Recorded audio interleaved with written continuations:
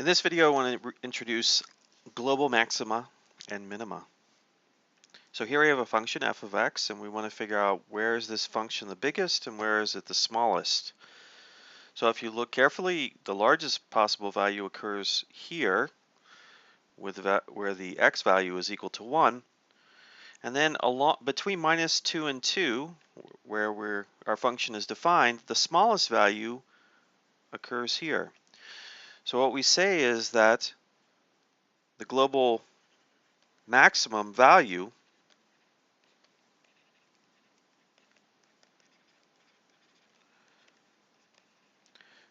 is 4 and occurs at x equals 1. The global minimum value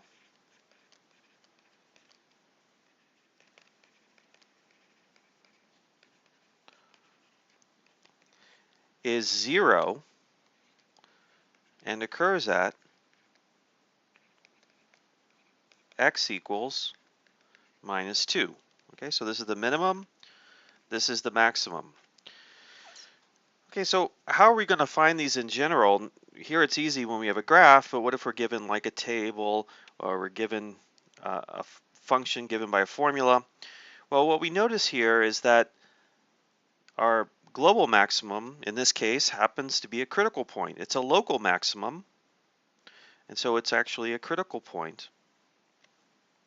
In this case of a global minimum, we have an end point. This is not necessarily a critical point. The derivative is not 0 here, but it is an end point for the interval we're interested in. We're interested between minus 2 and 2.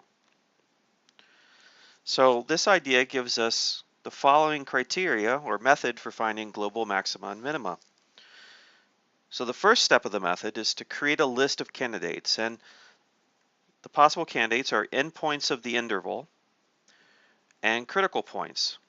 So for example, in the previous situation, the endpoints were minus 2 and 2,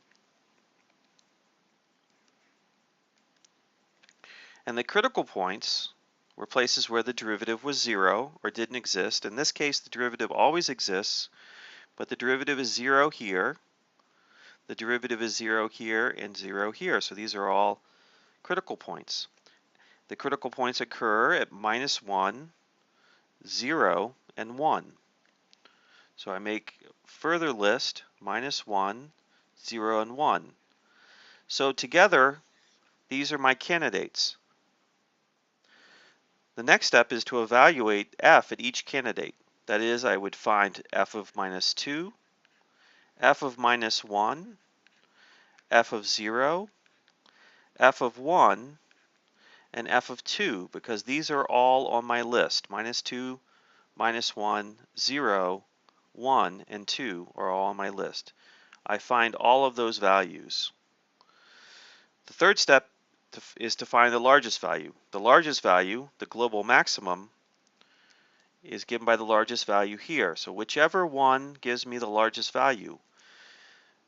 In my previous example, the largest value would occurred at 1. So the largest value was f of 1. The smallest value occurred at 2. So at f of minus 2. So the smallest value corresponds to the global minimum. So in future videos, we'll be using this method to find global maxes and mins.